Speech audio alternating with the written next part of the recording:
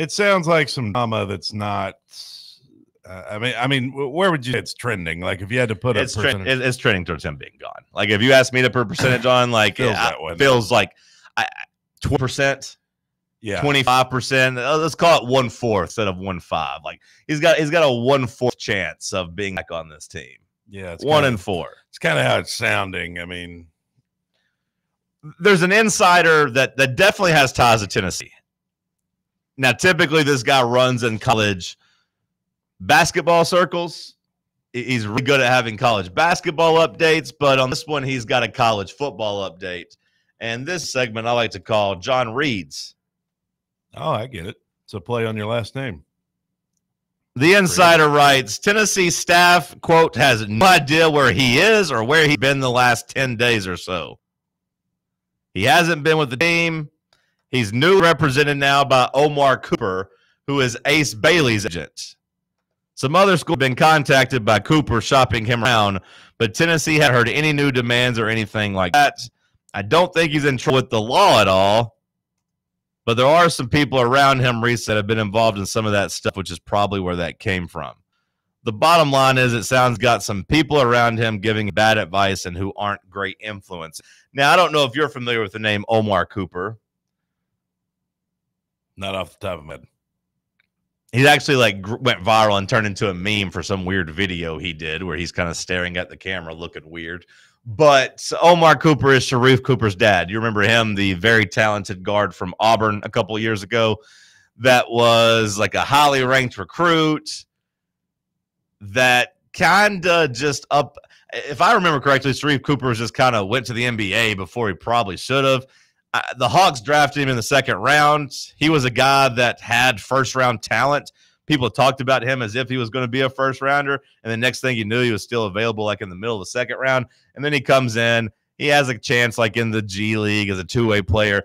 Doesn't pan out. Now he's basically, as far as I know, out of the league. Okay. Yeah, basketball. Right.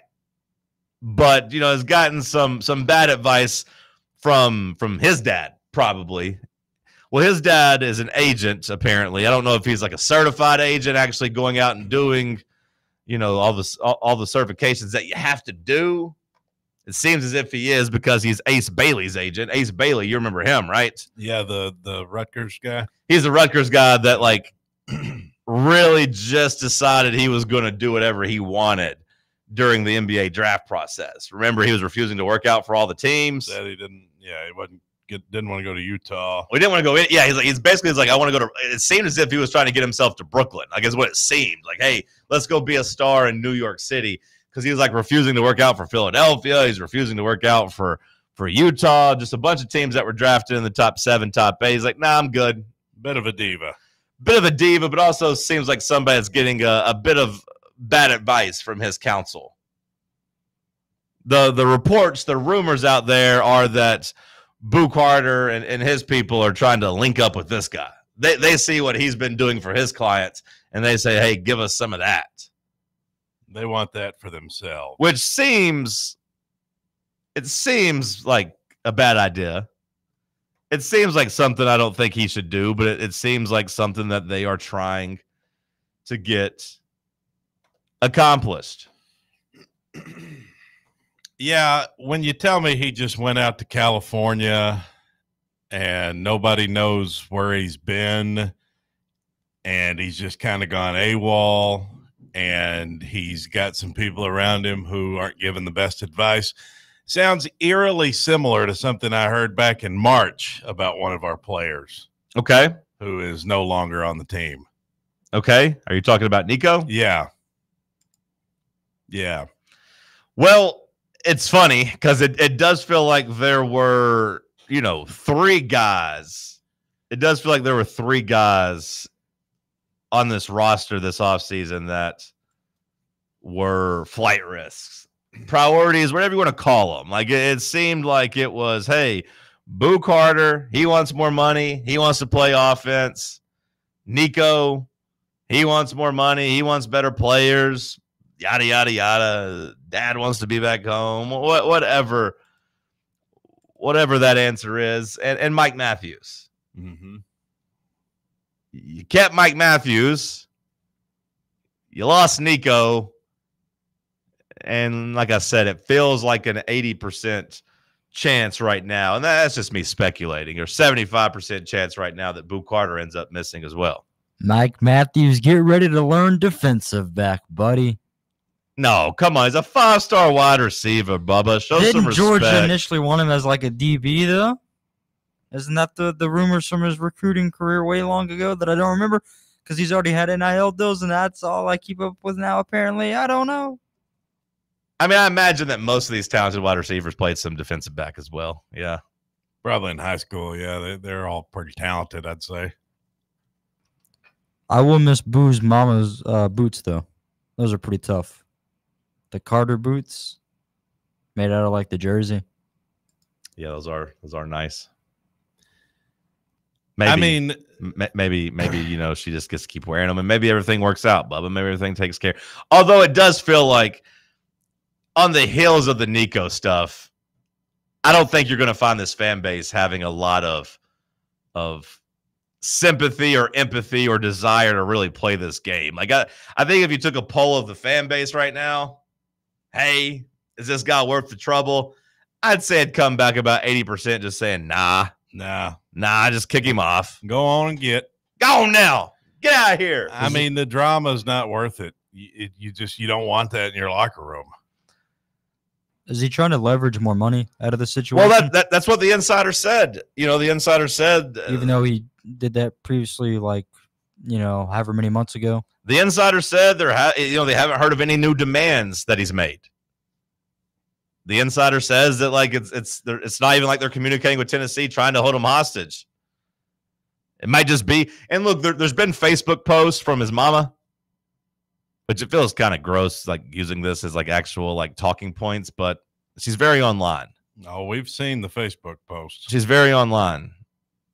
Bubba sends me pictures of her and saying, John, like, can you get me in touch with this woman? Like, is there any, can we get her on for an interview, please? Like, can I slide in her messages? And I'm like, Bubba, come on. It wouldn't be football related. He said, I really need her number to try to get her on. And I'm like, Bubba, she would chew you up, buddy. And that's all a man can hope for, and then John. Post about it on Facebook. And then post a picture of you and say, if you see this guy, stay away from him. He ain't worth the time. This man couldn't please me. You take that back. Well, that's not my words. That's her words. She's not gonna. Yeah. Anyways, but using what she said as fodder and evidence, she did post something on Facebook talking about team chemistry and basically like how do you make teammates basically be nice to each other, which seemed as if I think they know that like Boo's maybe not necessarily welcomed with open arms in the locker room right now. So I think as a 19, 20-year-old man, you got a couple options.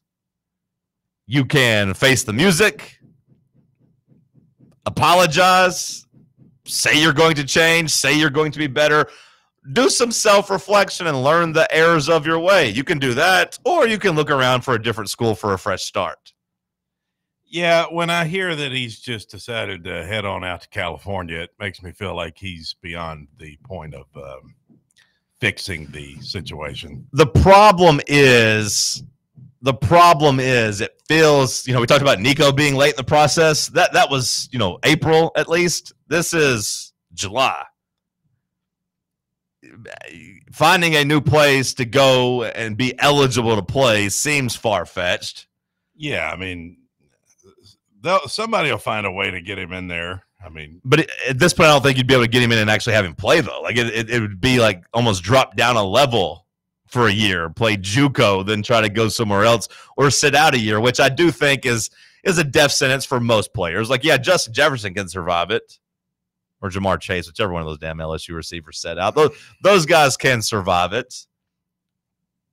They were top 5 picks. Mm-hmm. Who was it that said out? Was it Jefferson? It was Jefferson, right? I don't remember. Or was it Chase? Hell, I don't remember either. I don't know. They were both really good. Yeah, they kind of blend in together to me. They're For both... some reason, Jefferson seems like maybe. Let me look. I think it's Chase Because I think Chase was the one that had the crazy freshman year and then pretty much like, I'm good. I'm all right. I think it was Chase for the 2020 season. Yeah.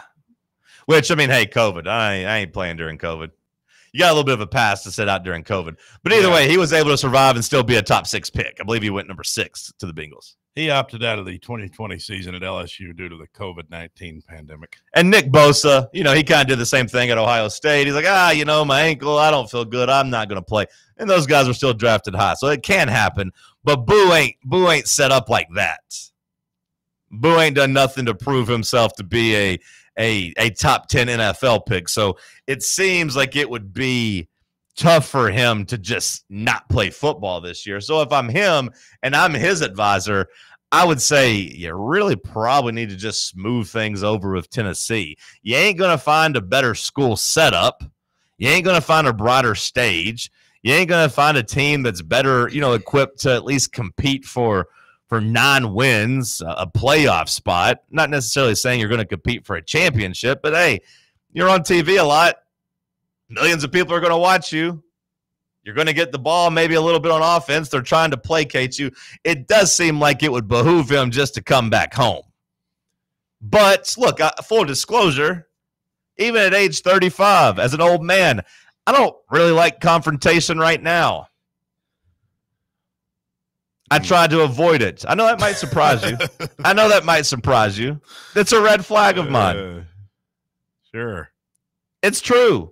Now, we're out there arguing, that's fine. But, we don't really get ramped up too much. I mean, a couple of the boys get rolled up. You and William get on the verge of tears from time to time. But, I don't – this guy finds confrontation every day. I don't think it's real confrontation. I don't think it's real beef. At least it isn't to me. Maybe you guys go home and you have a dartboard with my face on it. You're throwing, I did throw a couple darts last night. Throwing darts at me or trying to put a curse on me with a voodoo doll. But, it's not real confrontation.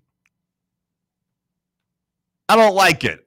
It takes me to a dark place. It gets me all revved up. I don't like it. Real confrontation. I try to avoid it. Because when I'm in it, I feel like I'm all the way in it. I don't like it. So if I was in Bukar's position, I'd say I'd probably quit. I'd say I'd probably find a different school.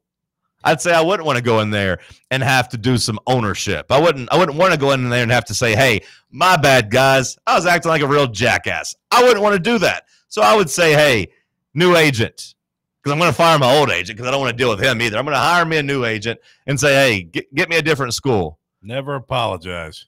Well, that's how some people live, and I don't subscribe to that. I believe in apologies. I believe in showing remorse, but I think it's tough. I think you have to really mean it, and I'm going to say that at this point, at his age, with his maturity level, I've never talked to him, but I'm going to guess that he's more likely to just say, I want a fresh start. Boo Carter. Baby back. Whoa. Have we considered that maybe he's just trying to scare us? Scare us into what, though? Because it's at this point, I think Josh Heupel has in Tennessee not shown hey, this isn't the way to go about business. If we didn't do it for our starting quarterback, you think we're going to do it for you? I don't know. I wonder if maybe he's trying to scare us a little bit. Into what? More money? Maybe there's going to be a big surprise. Here in a couple of days, he's just going to emerge, and he's going to say, "Boo."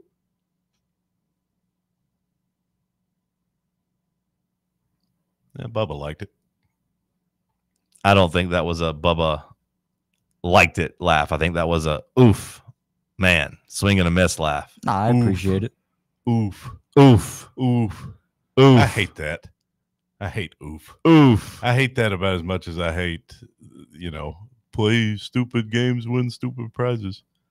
Where did all these things come from? And no matter how much you hate it, it's still not as cringy as, a celebrity died, I'm going to mourn. Oh, did you hear the news? I think it is as cringy. Celebrity. I actually think Crazy it's more Train. cringy. Bear, I'm gonna schedule Crazy Train for you guys. I'd like to know. I'd like to know when I acted that way at all. I'd like from about 2:30 to about 6 o'clock. Really? You went home and smoked weed because of it. Yeah, you were distraught. That was a joke. It wasn't a joke. That's what you did.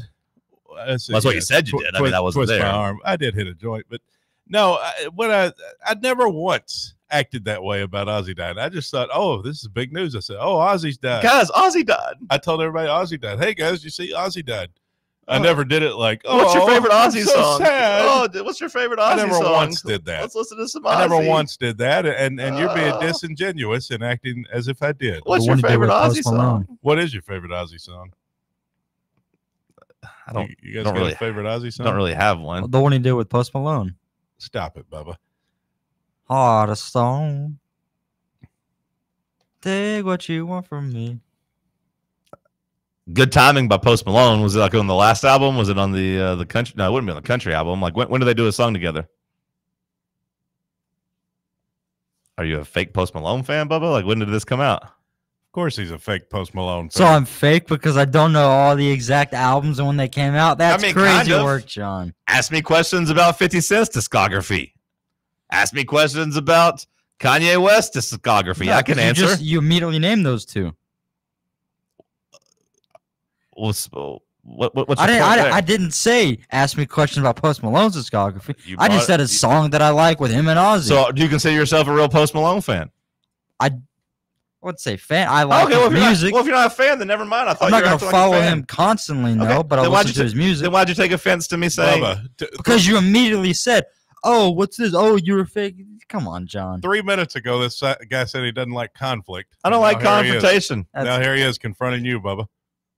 It just seemed like he was acting like a Post Malone fan. Then he, said he wasn't. My bad. Can we all say our favorite Ozzy songs? Do you have one? No. You don't like any Ozzy songs? I won't do that. A lot of things for love. I won't do that. I like that one. Is that what the name of it is? Won't do that. Can't do that. No, won't do that. I would do anything.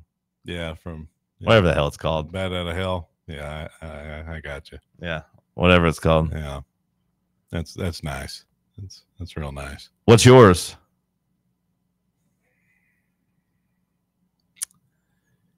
I don't know. Okay. Mom, I'm coming home, Mr. Crowley.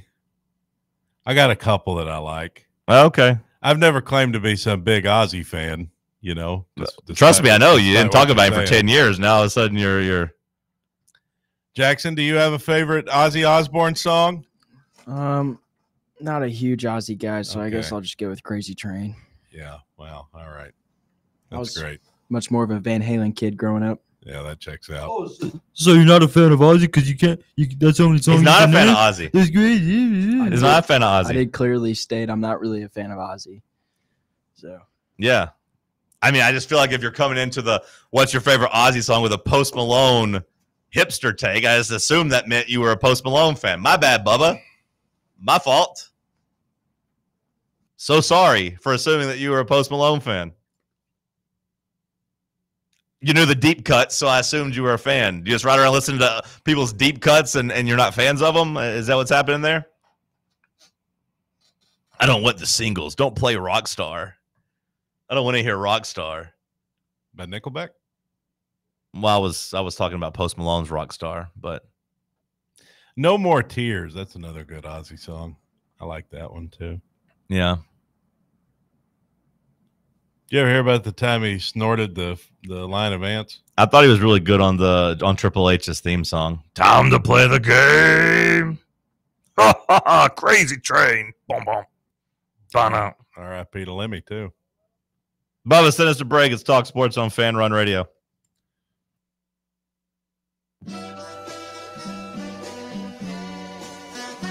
You're listening to Fan Run Radio, the Sports Humans.